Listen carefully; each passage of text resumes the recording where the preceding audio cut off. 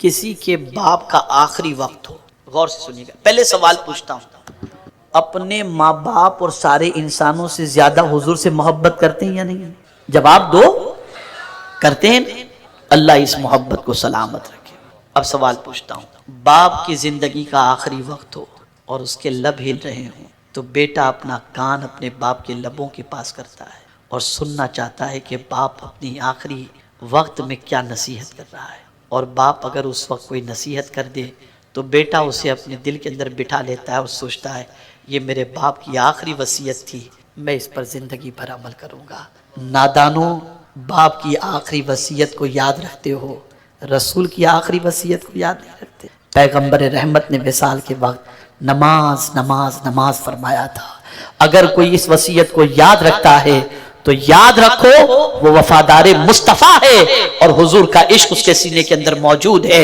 اس لیے سرکار کو بھی یہی فکر تھی کہ میری امت نماز نہ چھوڑے، میری امت نماز کی پابند بن جائے، اس لیے کہ اللہ نے کامیابیوں کو نماز کے ساتھ وابستہ کر رکھا ہے۔ تو جب میرا امتی میری آخری وصیت پر عمل کرتے ہوئے نماز قائم کرے گا، اس کی دنیا کی مصیبتیں بھی دور ہو جائیں گی اور آخرت کی مصیبتیں بھی دور ہو جائیں گی۔ اور سن لو میرے پیارے آقا صلی اللہ علیہ وسلم کے پیارے دیوانوں، بہت عرصے پہلے کا ایک واقعہ ہے، مجھے پھر یہاں پر اس وقت یاد آ گیا، میں نے شاید کہیں یہ واقعہ عرض بھی کیا ہے۔ دیکھیے کبھی کبھی انسان کے دل و دماغ میں کوئی بات بیٹھ جاتی ہے اور پھر اس بات کی وجہ سے وہ اس پر عمل کرتا ہے تو اس کی زندگی میں کتنا انقلاب پیدا ہوتا ہے۔ میرے پیارے آقا صلی اللہ علیہ وسلم کے پیارے دیوانوں، ایک بندہ نماز کا بالکل پنکچول، پانچوں وقت نماز کا پابند، ایک مرتبہ ایسا ہوا کہ وہ سویا، عشاء کی نماز پڑھ کر کے سویا۔ صبح جب آنکھ کھلی تو گھڑی میں دیکھتا ہے کہ طلوع آفتاب میں صرف 10 منٹ باقی ہیں۔ وہ سوچتا ہے میں ابھی جاؤں گا، استنجا بھی زور کا لگا ہے، میں استنجا کروں گا، وضو کروں گا تو نماز کا وقت چلا جائے گا۔ سوچتا ہے چلو اب تو وقت تو جانے والا ہی ہے، اب کیا اٹھ کر کے کریں گے، تھوڑی دیر کے بعد اٹھ کر کے استنجا کر لیں گے۔ لیکن پھر یہ خیال آیا نہیں یار مجھے اٹھ جانا چاہیے، میں جلدی سے استنجا سے فارغ ہو کر جلدی سے وضو کر کے چاہے 2 رکعت فرض ہی کیوں نہ ادا کر لوں، اس لیے کہ اگر میں اس وقت اٹھ کر کے 2 رکعت بھی میں نے فرض ادا کر لی تو میرے نبی کی آنکھوں کو ٹھنڈک پہنچے گی۔ یہ سوچ کر کے وہ اٹھا، وضو کیا اور جلدی سے، اتنا وقت اس کے پاس موجود تھا کہ 2 رکعت پڑھ لے۔ اس نے 2 رکعت جب مکمل کی تو اس کے آنسو تھم نہیں رہے تھے اور اس نے کہا کہ زندگی میں کئی فجر کی نمازیں میں نے پڑھی، لیکن آج اس تصور سے جب میں نے نماز پڑھی کہ میرے آقا کی آنکھوں کو ٹھنڈک پہنچ جائے گی تو اس نماز کی لذت ہی کچھ اور تھی۔ اے رسول اعظم کے دیوانوں، تم سب کی آنکھوں کو ٹھنڈک پہنچانے کی فکر کرتے ہو، آؤ آج سے عہد کرو کہ اپنے نبی کی آنکھوں کو نماز کے ذریعے ٹھنڈک پہنچاؤ گے، اور جب نبی کی آنکھوں کو ٹھنڈک پہنچاؤ گے یہ مصطفیٰ دنیا میں بھی ٹھنڈک عطا کریں گے، قبر میں بھی ٹھنڈک عطا کریں گے اور محشر میں بھی ٹھنڈک عطا کریں گے۔ پھر ان نعمتوں کو اللہ عز و جل ہم سے چھین لیتا ہے، اور جب انسان اللہ کی نعمتوں کی قدر کرے گا، رب قدیر جل جلالہ وہ نعمت چھینے گا نہیں، بلکہ میرا رب فرماتا ہے لَإِن شَكَرْتُمْ لَأَزِيدَنَّكُمْ، تم نعمت کی قدر کرو گے میں تمہیں زیادہ عطا کروں گا۔ لیکن یہاں بڑی معذرت کے ساتھ میں عرض کرتا ہوں، سب کے وعدے پر بھروسہ ہے، رب کے وعدے پر جیسا بھروسہ ہونا چاہیے ویسا نہیں۔ ایک بلڈر اگر کہہ دے، ایک بزنس مین کہہ دے، ہم نے بہت سارے پرسٹن کے بھی اور دوسرے علاقوں کے بھی یوگ کے بزنس مین کو دبئی کے اندر بہت زیادہ خواب دکھانے والوں کو انویسٹمنٹ وہاں پر کرنے کی وجہ سے ڈوبتے ہوئے دیکھ کہ دبئی والوں نے خواب دکھایا، سب کچھ بیچ کے وہاں پیسہ لگا دیا، بعد میں پتا چلا سب ختم۔ جہاں چمکتی کوئی بات آ جائے بھروسہ کر لے۔ نادان ایک بات اچھی طریقے سے دل کے اندر محفوظ کر لو، ان اللہ لا یخلف المیعاد، بے شک اللہ وعدہ خلافی نہیں فرماتا۔ وَأَوْفُوا بِعَهْدِ اللَّهِ، اللہ عز و جل جو وعدہ فرماتا ہے وہ پورا فرماتا ہے۔ وہ کہتا ہے تجھے زیادہ کی طلب ہے، بند تجھے کچھ نہیں کرنا، بس میری نعمتوں کی قدر کر، میں وعدہ کرتا ہوں تجھے زیادہ، میری نعمتوں کا شکر ادا کر۔ تیری محنتیں اتنی نہیں کہ میں تجھے وہ نعمتیں دوں جو دنیا نہیں دے سکتی۔ آنکھ کون دے سکتا، کان کون دے سکتا، کس نے بن مانگ یہ نعمتیں عطا فرمائیں؟ میرے رب نے عطا فرمائیں۔ مفسرین فرماتے ہیں شکر سے مراد یہ بھی ہے کہ ان دو نعمتوں کا خاص طور پر شکر ادا کیا جائے، آنکھ کا اور کان۔ اور یہ دونوں چیزیں اللہ نے جو عطا فرمائی اس کا ریزن بھی، آج حضرت مولانا یونس صاحب نماز پڑھا رہے تھے تو نماز میں یہی انہوں نے تلاوت، نبتلیہ فجعلناہ سمیعا بصیرا۔ یہ کیوں اللہ نے عطا فرمایا؟ یہ آنکھ اور کان، یہ اتنی دو بڑی نعمتیں ہیں کہ دنیا کا کوئی انسان ایسی نعمت نہیں دے سکتا، اور یہ دو نعمتیں اللہ نے اس لیے عطا کی تاکہ اس کے ذریعے تمہیں آزمائے، سنتے کیا ہو اور دیکھتے کیا ہو۔ اگر سنو گے تم قرآن تو اللہ سے رحم کی بھیک مانگنے کی ضرورت نہیں پڑے گی، اگر سنیں اور چپ رہے تو بن مانگے اللہ تم پر رحم و کرم کی بارشیں نازل فرما دے گا۔ اذا قرئ القرآن فاستمعوا له وانصتوا لعلکم ترحمون۔ آپ ذرا سوچو، جب قرآن پڑھا جائے چپ رہو اور خاموشی کے ساتھ قرآن سنو، اس لیے کہ کان تمہیں گانے سننے کے لیے نہیں دیے گئے، کان تمہیں غزلیں سننے کے لیے نہیں دیے گئے، کان تمہیں قرآن سننے کے لیے دیے گئے۔ اور یہی قرآن سننے کا معاملہ تھا کہ کل تک مسلمانوں کی زندگی میں انقلاب اور مسلمانوں میں جو قوت پیدا ہوئی تھی وہ قرآن سننے کی وجہ سے پیدا ہوئی، اور یہی قرآن ہے، اس کی تاثیر اتنی عظیم ہے کہ بہت سارے کفر کی وادیوں میں بھٹکنے والے بھی قرآن کی اثر انگیزی سے بچ نہ سکے، اور قرآن نے ایسا اثر دکھایا کہ ان کی زندگی میں تبدیلیاں پیدا، اور آج بھی دنیا اس قرآن کو سننے سے ہی روکنا چاہتی۔ آج اگر گاڑیوں کے اندر شور، فلائٹوں کے اندر میوزک، ہوٹل کے اندر میوزک، یہ ساری چیزوں کا عادی جو بنا دیا گیا کہ ہم بھی جرنی کرتے ہیں تو آج ہمارے مسلمان گاڑیوں کے اندر غزلیں لگا دیتے ہیں، میوزک لگا دے، اللہ ماشاءاللہ میں سب کی بات نہیں کرتا ہوں، ان چیزوں کے عادی۔ کیوں؟ اس لیے کہ جب قرآن سنو گے نہیں تو دل بدلے گا نہیں۔ اور اس زمانے کے اندر بھی جن کے دلوں کے اندر قرآن کی طاقت کا احساس تھا تو جب قرآن پڑھا جاتا تو وہ شور مچاتے اور کہتے شور مچاؤ شور مچاؤ، تاکہ قرآن کی آواز ان کے کانوں تک نہ پہنچے۔ آج اس شور کو آج اس شور کو اتنا عام کر دیا گیا کہ اب مسلمان قرآن سننے سے، میں بڑی معذرت کے ساتھ عرض کرتا ہوں، خدا کی قسم میں تو کبھی کبھی اپنی قوم کی سچویشن کو دیکھتا ہوں تو میرا دل اندر سے کڑتا ہے کہ قرآن سننا بھی اب ہماری قوم پر بوجھ بن، جو قرآن دلوں کے اندر انقلاب پیدا کرنے کے لیے آیا، اب اسی قرآن کی جب تلاوت ہو رہی ہے تو کب ختم ہوگا؟ بے قراری کا علاج گانوں میں تلاش کرتے ہیں، غزلوں کے اندر۔ بے قراری کا علاج قرآن سننے کے، ڈپریشن کا سولیوشن قرآن کے اندر ہے۔ میرے پیارے آقا صلی اللہ تعالی علیہ وسلم کے پیارے دیوانوں، آپ اچھی طریقے سے ذہن کے اندر محفوظ کر لیں، آنکھ اور کان یہ دونوں بہت اہم چیزیں، اور اسی لیے قرآن نے پہلے کان کا تذکرہ کیا کہ یہ نہ سمجھنا کہ جس رب نے تمہیں کان دیا ہے وہ تم سے کان کے بارے میں نہیں پوچھے گا۔ ان السمع والبصر والفؤاد کل اولئک کان عنہ مسئولا۔ رب پوچھے گا کان میں نے دیا تھا بندے، سنا کیا تو؟ آنکھ میں نے دی، دیکھا کیا تو؟ دل میں نے دیا، کس کی محبت اس میں آئی؟ پوچھے گا اللہ عز و جل۔ لیکن آج تو یہ ہے کہ آخرت کے سلسلے میں اس حد تک انسان بے باک ہو گیا کہ کہہ رہے یار یہ سوچ اتنا ایزی تم نے آخرت کو لے لیا، جس آخرت کے تصور سے صدیق اکبر رضی اللہ تعالی عنہ جیسے جلیل القدر صحابی اس حد تک گھبراتے ہوں کہ کہتے ہیں کاش میں کسی مومن کے سینے کا بال ہوتا کہ قیامت نے مجھے اپنے بارے میں اللہ کو جواب نہ دینا پڑتا، میں حساب کتاب سے بچ جاؤں۔ کون صدیق اکبر؟ جن کا ایمان میزان کے ایک پلڑے میں رکھا جائے اور سارے مسلمانوں کا ایمان ایک پلڑے میں رکھا جائے تو ابو بکر کا ایمان سب پر بھاری ہو جائے۔ وہ یہ کہ جن کے بارے میں حضور نے فرمایا کہ اگر مجھے خلیل بنانا ہوتا تو میں ابو بکر کو اپنا خلیل بناتا، جو یار غار بھی رہے یار مزار بھی رہے، وہ قیامت سے اتنا ڈرتے ہیں، اور ہمارا حال ہم سے زیادہ کون جانتا ہے؟ بل انسان علی نفسہ بصیرہ، ہر انسان کے بارے میں یہ آنکھ، کان اور یہ پورا اسٹرکچر، یہ پورا وجود اللہ کی امانت ہے ہمارے پاس. اس امانت کو اپنی مرضی سے ہم یوز نہیں کر سکتے. مال بھی اللہ کی امانت اور جان بھی اللہ کی امانت، یہ دونوں چیزیں اس نے خرید لی ہیں اور ہمیں ٹیمپرری طور پر یوز کرنے کے لیے دیا ہے. ایک انسان کہتا ہے میرا گھر، میری گاڑی، میری جو ہے وہ فیکٹری، میری شاپ، یہ سب اپنی چیزیں وہ بتاتا ہے.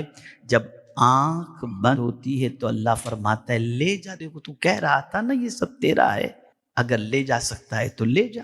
اس وقت کچھ نہیں لے جا سکتا. جس کے بارے میں کہتا تھا میرا گھر نہیں لے جا سکتا، میری گاڑی نہیں لے جا سکتا، میری فیکٹری نہیں لے سکتا. ارے بھائی، ہاتھ میں انگوٹھی بھی ہو تو بیٹا کاٹ کے نکالے گا، ابا نہیں لے جا سکتا. تو ہمارا ہے، ہمارا تو کچھ. اللہ گویا کہ یہ بتا رہا ہے بندے، یہ صرف میں نے تجھے یوز کرنے کے لیے دیا تھا. جب تک تو نے یوز کیا تب تک تو نے یوز کر لیا. اب جب تیری زندگی مکمل ہوگی تو تیرا کچھ بھی نہیں. کل بھی میرا تھا، آج بھی میرا ہے، میں جسے دوں گا وہی. سوچو. اب ایک بہت اہم نکتہ عرض کر رہا ہوں، پوری تقریر یاد رہے تو ٹھیک ہے، ورنہ اس سینٹینس کو ضرور یاد رکھنا، شاید کہ زندگی بدل دے. یہ سینٹینس، ایک انسان جب مرتا ہے تو پیچھے والے رشتہ دار یہ کہتے ہیں کیا چھوڑ کے مرا. ڈائری چیک کرو، کمپیوٹر چیک کرو، فون چیک کرو، بینک کے اندر کانٹیکٹ کرو، کیا چھوڑ کے مرا. اور یہی مرنے والا جب قبر میں پہنچ جاتا ہے تو فرشتے پوچھتے ہیں کیا لے کر آیا. سبحان اللہ، کیا لے کے پیچھے والے کہہ رہے ہیں کیا چھوڑ کے مرا، اور فرشتے مرنے والے سے پوچھتے ہیں کیا لے کر آیا. جو چھوڑ کے جانا ہے اس کے لیے پوری زندگی ختم کر دیے، اور لے کر جانے کے لیے کچھ بھی نہیں ہے ہمارے پاس.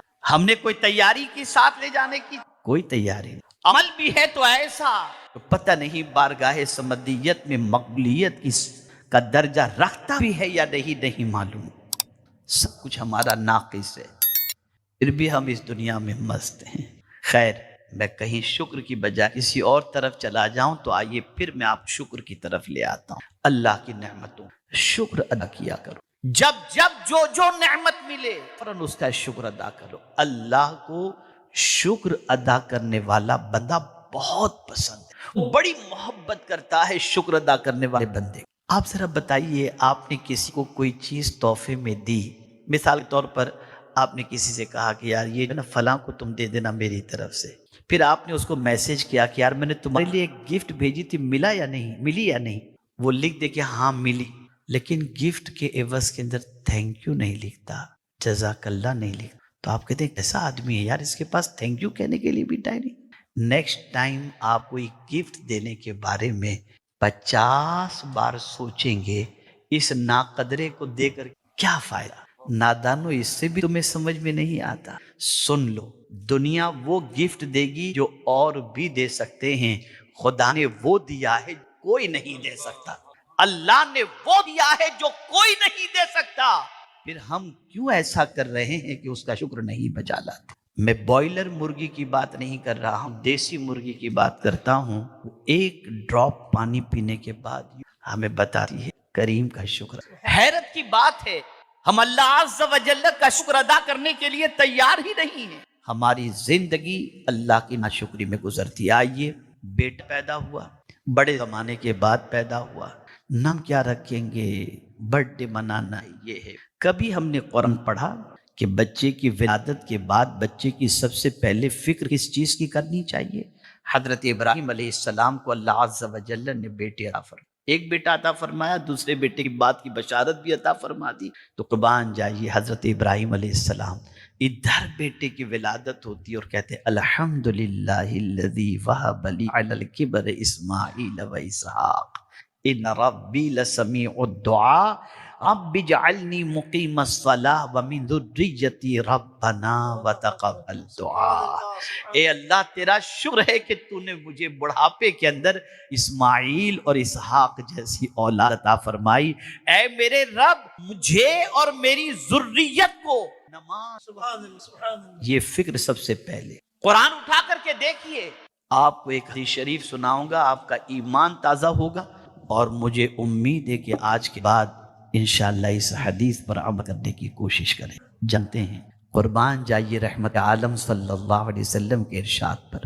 آقا کریم صلی اللہ علیہ وسلم نے ارشاد فرمایا کہ جب پروردگار کسی کو کوئی نعمت عطا کرتا ہے اور اس نعمت کے ملنے پر وہ ایک بار کہتا ہے الحمدللہ، اللہ اسے ثواب عطا کرتا ہے، لیکن اس نعمت سے خوش ہو کر ایک بار کی بجائے 2 بار کہتا ہے الحمدللہ، تو اللہ تعالیٰ دگنا ثواب عطا کرتا ہے۔ اور اس نعمت پر خوش ہو کر میرا بندہ اگر 3 مرتبہ الحمدللہ کہہ دے، اللہ اس کے صغیر گناہوں کو معاف فرما دے۔ کسی نعمت کے ملنے پر بندہ 3 مرتبہ الحمدللہ کہہ دے تو اللہ اس کے صغیرہ گناہوں کو معاف فرما دے۔ آپ ذرا سوچیں، ہمیں تھینک یو تو یاد ہے، الحمدللہ یاد نہیں، منو پانی پی جاتے ہیں، ٹنوں پانی پی جاتے ہیں، منو کھانا کھا جاتے ہیں، الحمدللہ یاد ہی نہیں۔ یہ قحط پڑ جانا، یہ غلے کا کم ہو جانا، یہ گلوبل وارمنگ، یہ ساری چیزیں ہے کیا؟ یہ سب اللہ کی نعمتوں کی ناشکری کا ریزن ہے۔ اسی لیے اللہ عز و جل نے فرمایا یا ایھا الذین آمنوا کلوا من الطیبات، کلوا من طیبات ما رزقناکم واشکروا للہ ان کنتم ایاہ تعبدون۔ اللہ فرماتا ہے اے ایمان والو، جو کچھ ہم نے پاکیزہ حلال تمہیں عطا کیا ہے نا، اس میں سے کھاؤ، اس رزق میں سے کھاؤ، اور میرا شکر اللہ ہو۔ لیکن یہ شکر کون ادا کرے گا؟ ایاہ تعبدون، اگر تم میری عبادت کرتے ہو۔